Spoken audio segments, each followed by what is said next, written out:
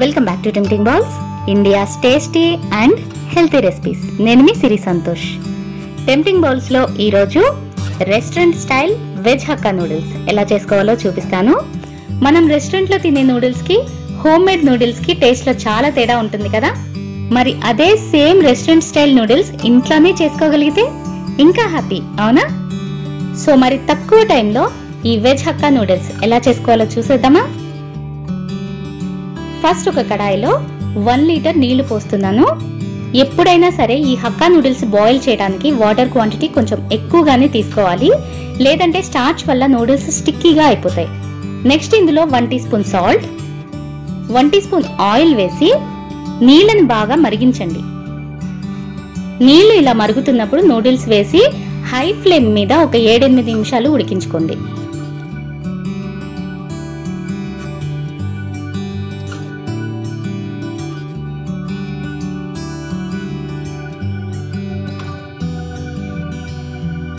ఏడెనిమిది నిమిషాల తర్వాత కట్ చేసి చూడండి.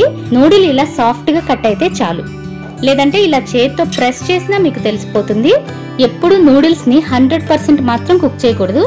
ఓవరాల్ గా ఈ నూడిల్స్ 90% కుక్ అయితే చాలు. స్టవ్ ఆఫ్ చేసేయండి. ఈ నూడిల్స్ ని ఒక స్ట్రైనర్ లో పోసి వడకట్టేసి వెంటనే నార్మల్ వాటర్ వేసేయండి. దీనివల్ల నూడిల్స్ ఇంకా మెత్తబడకుండా ఒకదానికొకటి స్టిక్ అవ్వకుండా ఉంటాయి. వెంటనే ఇలా విడివిడిగా ఒకసారి కలిపి పక్కన పెట్టుకోండి. ఇప్పుడు ఒక కడాయిలో 2 టీ స్పూన్స్ ఆయిల్ హీట్ చేసుకొని 1 టేబుల్ స్పూన్ సన్నగా తరిగిన వెల్లుల్లి, అరకప్పు సన్నగా తరిగిన స్ప్రింగ్ ఆనియన్ వైట్స్ వేసుకోండి. ఇవి లేకపోతే ఒక మీడియం సైజ్ ఆనియన్ ని చాప్ చేసి వేసుకోండి. నెక్స్ట్ ఒక పిడికెడు స్ప్రింగ్ ఆనియన్ గ్రీన్స్ వేసుకొని హై ఫ్లేమ్ మీద 1 నిమిషం పాటు వేయించుకోండి. నెక్స్ట్ ఇందులో చీలికల్లా కట్ చేసిన క్యాప్సికమ్, క్యారెట్ అండ్ క్యాబేజ్ వేసి హై ఫ్లేమ్ మీద ఒక 2-3 నిమిషాలు కుక్ చేసుకోండి. ఈ వెజెస్ కూడా 100% కుక్ అవ్వకూడదు.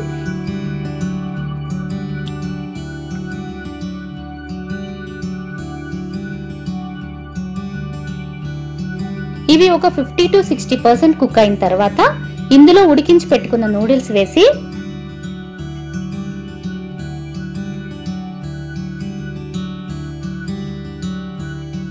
ఇందులో 1 teaspoon salt, 1 teaspoon మిరియాల పొడి, 2 teaspoons dark soya sauce,